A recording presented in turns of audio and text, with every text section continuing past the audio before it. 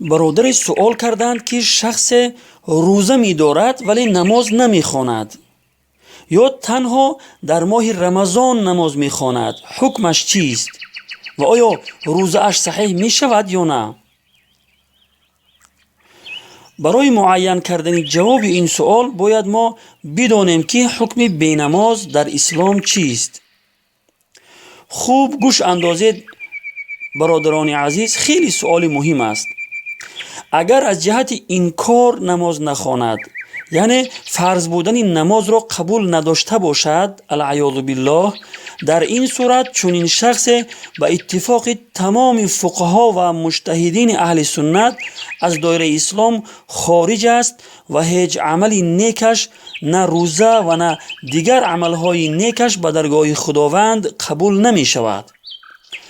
اما اگر فرض بودن نماز را قبول داشته باشد ولی از جهت تنبلی و سستی نماز نخواند، در این صورت فقها و مجتهدین اختلاف نظر دارند.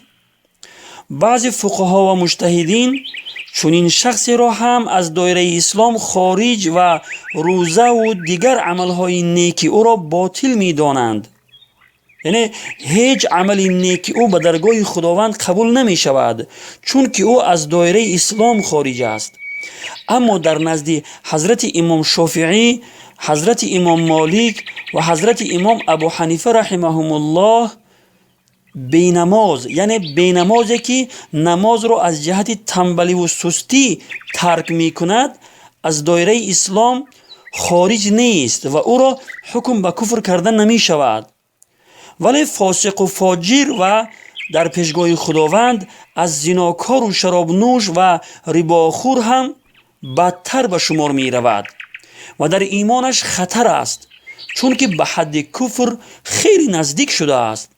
به همین خاطر برادران بینماز خوب اندیشه کنند که عاقبت این بینمازی آنها خیلی خطرناک می نماید. خلاصه روزه شخص بینماز صحیح است، یعنی قبول می شود چون که روزه و نماز فرضهای علاهیده هستند و برای صحیح شدن به همدیگر وابسته و موقوف نیستند.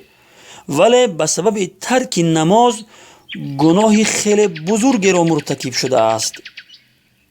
البته اگر به شرطی که نماز را از جهت تنبلی و سستی ترک کرده باشد، در این صورت روزه او به درگاه خداوند قبول است و روزه او صحیح است.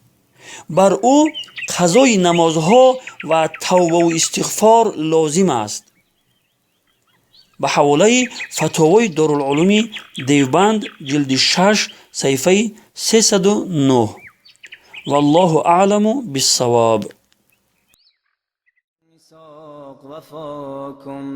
ای بنده نماز فرض است، بین ما تو ادا کی قرض است. ای بنده نماز فرض است، بین ما تو ادا کی قرض است. سرکش نشوی که فردا آتش به سرت چی طرز است. سرکش نشوی که فردا آتش به سرت چی طرز است.